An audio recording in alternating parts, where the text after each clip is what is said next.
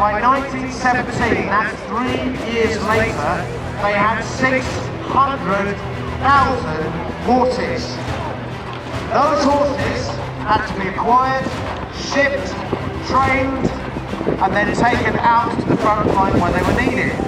Not just horses, they needed mules as well for carrying ammunition, food, even the post up to the soldiers in the front line. Now unfortunately, the cavalry came out of the First World War as a bit of a maligned branch of the British Army. People said that, well, the cavalry didn't do anything really because you can't send horses against machine guns and artillery. They're no good in a field that's full of trenches and barbed wire. They're only here because all the generals are old cavalrymen and they wanted to have horses here. All they've done is they've used lots and lots of very valuable fodder which has to be brought to the front line in ships which could have been carrying ammunition. So one of the things I'm going to try and do is dispel all of those myths, because although the First World War, as well as being a war of cavalry, is the war of tanks and aeroplanes, the cavalry had an absolutely vital role to play. First of all, the cavalry are the eyes of the army. It's their job to scout forward, see where the enemy is.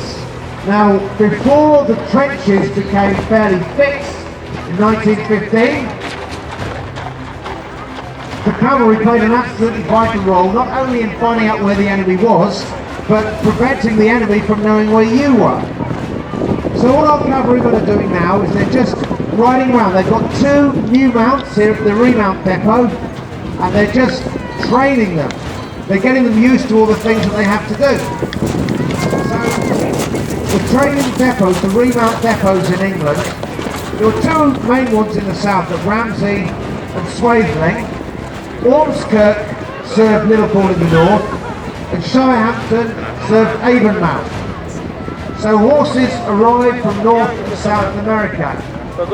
We bought 422,000 horses from North America. So by the time they arrived in England, first of all they had to be observed and assessed to make sure that they were up to the job. As you can see, these 2 horses have been selected for further training.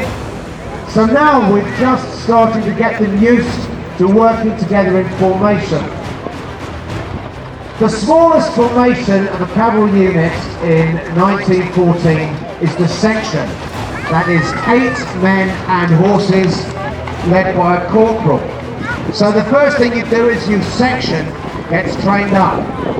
So you'd have 8 horses in 2 ranks of 4 horses apiece, and you just get them used to being close to each other.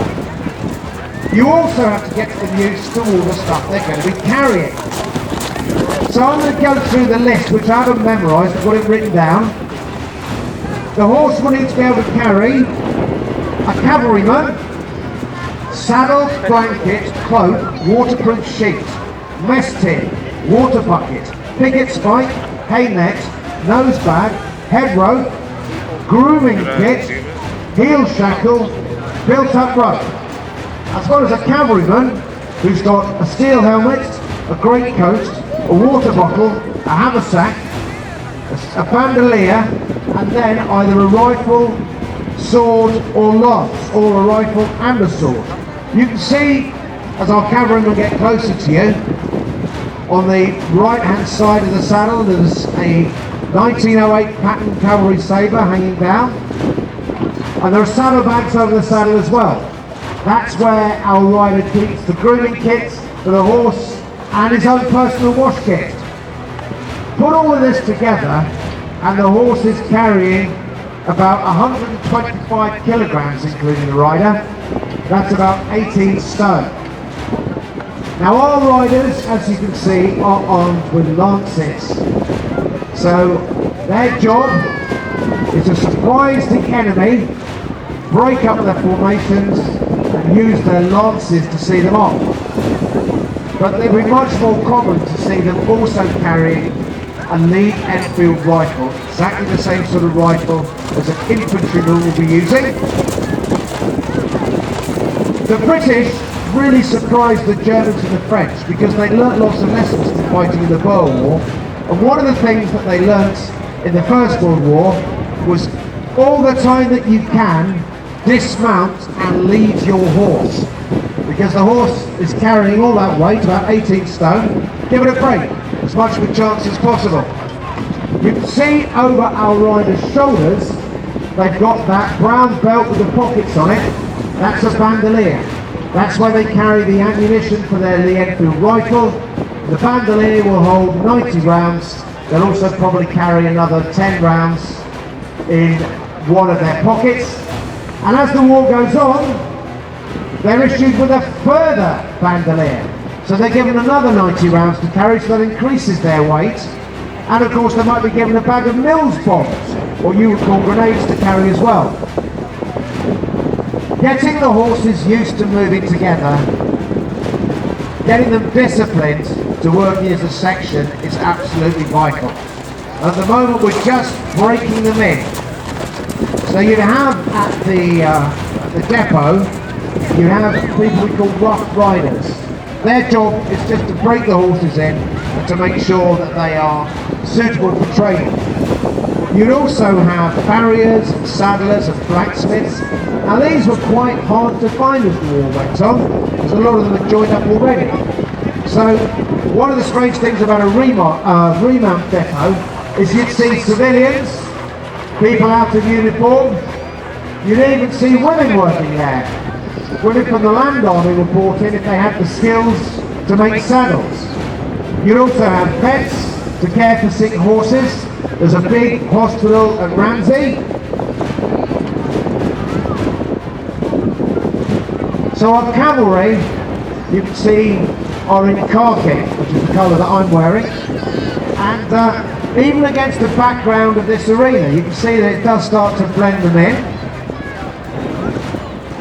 This is a lesson very importantly learnt from the Boer War and from other wars in India, where the British Army realised that cavalry regiments in magnificent blues and reds were just making themselves very obvious targets.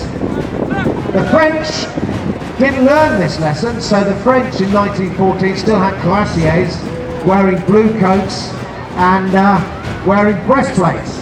Didn't last very long against machine guns and artillery. So we're going to let our cavalrymen just move on a bit. They're going to move up to the trot now.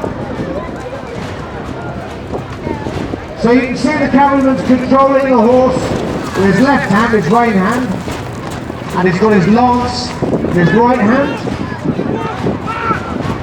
And again, we're just getting them ready. We're winding the horses up. Now obviously the most magnificent thing you could see a cavalry unit in the First World War do is a cavalry charge. And believe it or not, throughout the course of the war, there were at least 20 actions where the cavalry charged. And that was throughout the war. I know that we think of the First World War as being two lines of trenches without very much movement. But behind those trenches, there was open land. The cavalry were there so that if your infantry broke through, your cavalry could exploit that, advance, and start surprising the enemy with their mobility by appearing in places they weren't expecting them.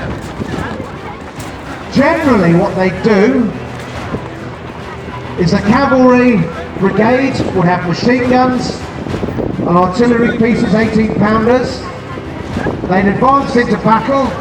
The 18-pounders and machine guns would give covering fire to put the enemy's heads down.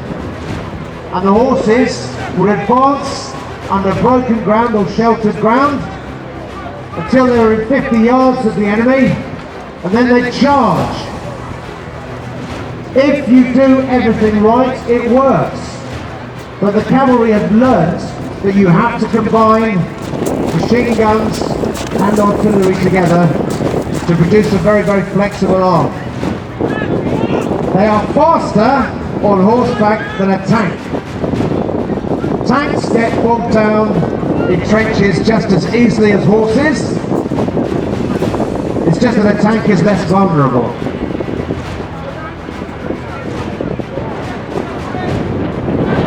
So on two horses there you can probably see slightly different. Aramis with a very fine tail, and Fan. Fan is probably going to go into the cavalry.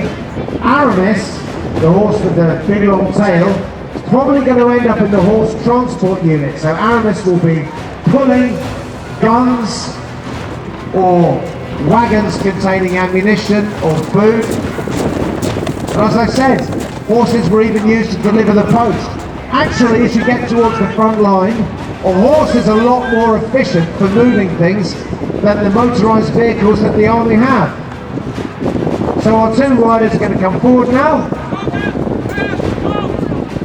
They're going to halt.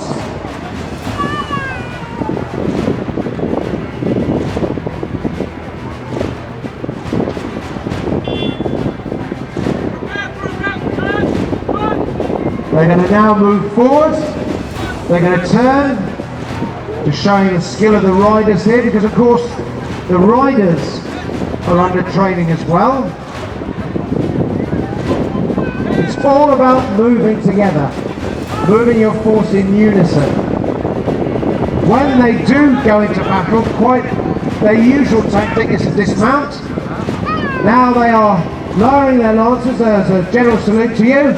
So ladies and gentlemen, a round of applause please for the men of the Remand Service, the British Army in World War I.